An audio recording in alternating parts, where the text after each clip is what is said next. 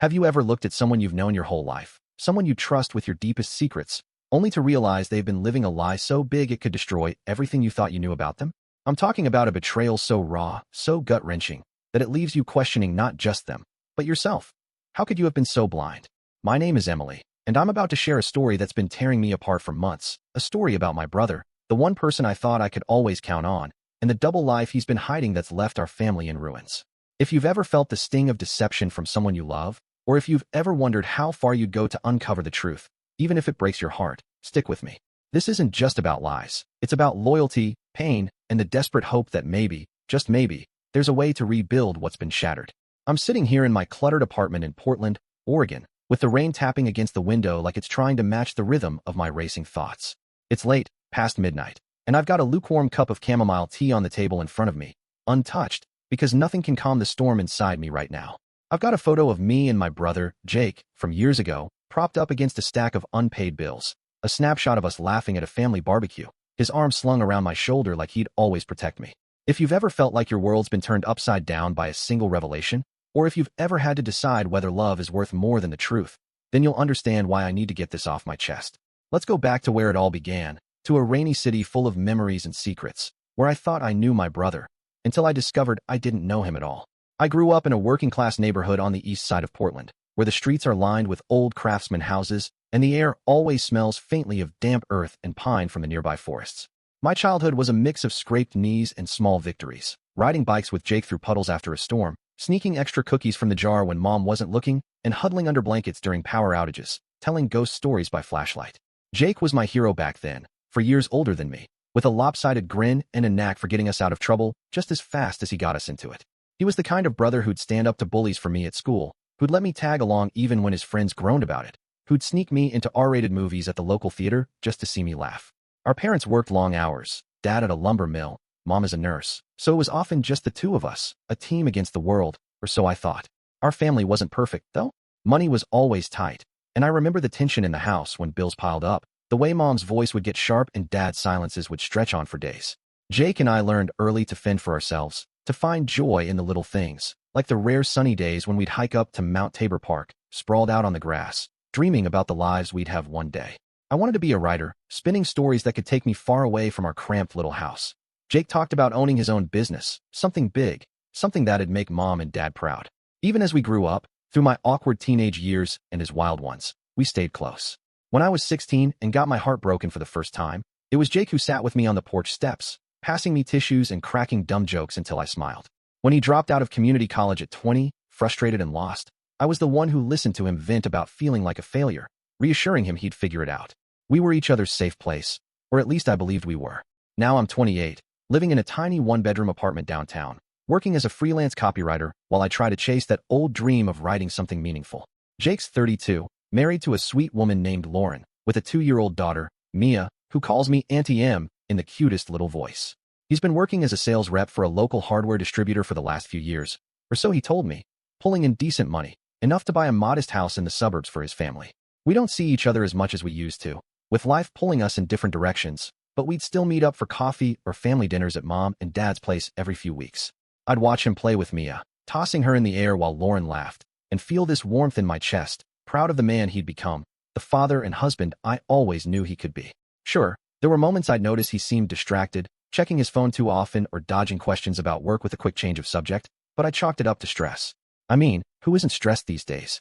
I never imagined there was something darker behind it, something that would turn my whole world upside down. The first crack in the facade came about 6 months ago, on a dreary February evening when I stopped by Jake's house unannounced to drop off a birthday gift for Mia. It was a stuffed bunny I'd found at a local craft fair, soft and pink, the kind of thing I knew she'd love. The rain was coming down in sheets as I pulled up to their cul-de-sac, my windshield wipers slapping frantically against the glass. I noticed Jake's car wasn't in the driveway, which was odd since Lauren had mentioned he'd be home early that day. When I knocked, Lauren answered, her face pale and her eyes red like she'd been crying. She tried to smile, invited me in for tea, but I could tell something was off. I didn't push, though. I've never been good at prying, especially not with Lauren, who's always been more reserved than Jake. I handed over the gift, made small talk about Mia's latest obsession with dinosaurs, and left after 20 minutes, a nagging unease settling in my gut. On the drive home, I kept replaying Lauren's forced smile, the way her hands trembled as she poured the tea, and wondered if they were having marriage trouble. I texted Jake later, just a casual "Hey, everything okay?" But his reply was curt. "All good, just busy." I let it go, or tried to, but that unease lingered like a bad taste I couldn't rinse out. Over the next few weeks, I started noticing more little things that didn't add up. Jake canceled plans last minute more than once, blaming work trips, but when I'd ask for details, he'd get vague, muttering about client stuff before changing the topic. I'd see posts on Lauren's social media of her and Mia at the park or zoo, but Jake was never in the pictures, even on weekends when he should have been around.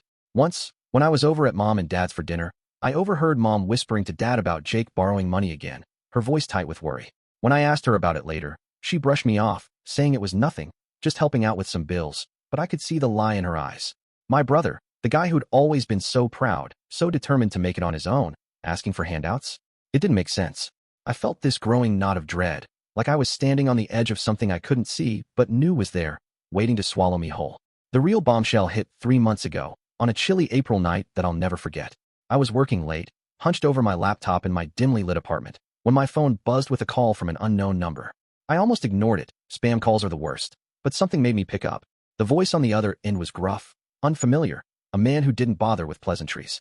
"You Emily? Jake's sister?" he asked, and my heart stuttered at the mention of my brother's name. I said yes, cautious, and he went on, his tone clipped. He claimed Jake owed him money, a lot of money, and if I didn't want trouble, I'd better tell him to pay up. Before I could ask who he was or what the hell he was talking about, he hung up, leaving me staring at my phone, my mind racing. My first instinct was panic, my second was disbelief. Jake, in debt to some shady guy? It had to be a mistake, a prank, something. But deep down, I knew it wasn't. All those little inconsistencies, the canceled plans, Lauren's tear-streaked face, they started clicking together like pieces of a puzzle I didn't want to solve. I didn't sleep that night, pacing my tiny living room, the rain outside mirroring the chaos in my head. I kept thinking about Jake, about the brother I'd idolized, the one who'd always protected me, and wondered how he could have gotten himself into something like this. Was it gambling? Drugs? Something worse? I felt a surge of anger, hot and sharp, that he'd kept me in the dark, that he'd let whatever this was spill over into my life with that threatening call. But beneath the anger was fear. Fear for him, for Lauren and Mia, for what this meant about the person I thought I knew. I wanted to call him right then, demand answers, but it was 2 a.m., and I didn't trust myself not to scream or cry or both. Instead, I sat on my couch, wrapped in an old quilt Mom had made, and let the memories wash over me. Memories of Jake teaching me to ride a bike, of us sneaking out to watch the fireworks on the 4th of July, of the way he'd looked at me with such pride when I graduated high school. How could that Jake be the same person tangled up in whatever mess this was? The next morning, I drove to his house, my hands gripping the steering wheel so tight my knuckles were white. I didn't call ahead. I couldn't risk him dodging me again. When I got there, his car was in the driveway, and I felt a flicker of relief, quickly drowned out by the dread pooling in my stomach. Lauren answered the door, holding Mia on her hip, and her face fell when she saw me. She didn't invite me in, just stood there, her voice low as she said Jake was in the garage. I could tell she knew something, maybe everything, and the pity in her eyes made me want to turn and run. But I didn't. I marched to the garage, my heart pounding, and found Jake tinkering with an old lawnmower, his back to me. When he turned, his face was a mask of exhaustion, dark circles under his eyes, and for a moment, I almost backed down. But then I thought of that call, of the threat in that stranger's voice, and the words spilled out, sharp, accusing, demanding to know what he'd gotten himself into. What followed was the most painful confrontation of my life, though I won't bore you with the play-by-play. Jake didn't deny it, didn't even try to lie at first. He just looked at me, his shoulders slumping, and admitted he'd been living a double life for years. His job as a sales rep? A cover. The real money came from something else, something illegal, though he wouldn't say exactly what, just that it started small, a way to pay off debts after Mia was born, and spiraled out of control. He swore he'd been trying to get out, to go straight for Lauren and Mia, but the people he was involved with wouldn't let him walk away. That call I'd gotten? A warning, one of many, because he was behind on payments. I stood there, the cold air of the garage seeping into my bones, feeling like the ground had dropped out from under me. My brother, my protector, was a stranger. The anger I'd felt the night before turned to something deeper, a raw, aching betrayal that made my chest hurt. How could he do this? How could he risk everything? His family, our family, for whatever quick fix he thought this was. But it wasn't just anger I felt. There was grief, too, for the brother I thought I knew, for the bond I believed was unbreakable. I kept thinking about all the times I'd leaned on him, all the secrets I'd shared, and wondered if he'd ever been honest with me about anything. Had our closeness been a lie, just another part of the facade he'd built? I felt stupid, naive, for not seeing the signs sooner, for trusting him so completely. And beneath all that was fear. Fear for his safety, for Lauren and Mia, for what might happen if he couldn't get out of this mess. I wanted to scream at him, to shake him until he understood how much he'd hurt me, but I also wanted to hug him, to tell him we'd figure it out together, like we always had. That push and pull tore at me, leaving me raw and confused, standing there in that cluttered garage with the smell of oil and metal thick in the air. The unexpected twist came when Jake finally broke down, his voice cracking as he told me he'd kept it from me not just to protect himself, but to protect me. He said he knew I'd try to help, to fix it, and he couldn't let me get dragged into his mess. He mentioned a name, someone high up in whatever operation he was tied to, who'd threatened his family, specifically mentioning me as leverage if he didn't comply. That's when it hit me. That call wasn't random. They knew who I was, where to find me. My blood ran cold, the reality of his world crashing into mine in a way I hadn't anticipated. I'd thought this was just about him, his bad choices, but now I was part of it, whether I wanted to be or not. I felt a surge of panic, my mind racing with images of shadowy figures showing up at my door, of my quiet, safe life unraveling because of something I hadn't even known existed until now. In the days that followed, I wrestled with a storm of emotions I didn't know how to handle.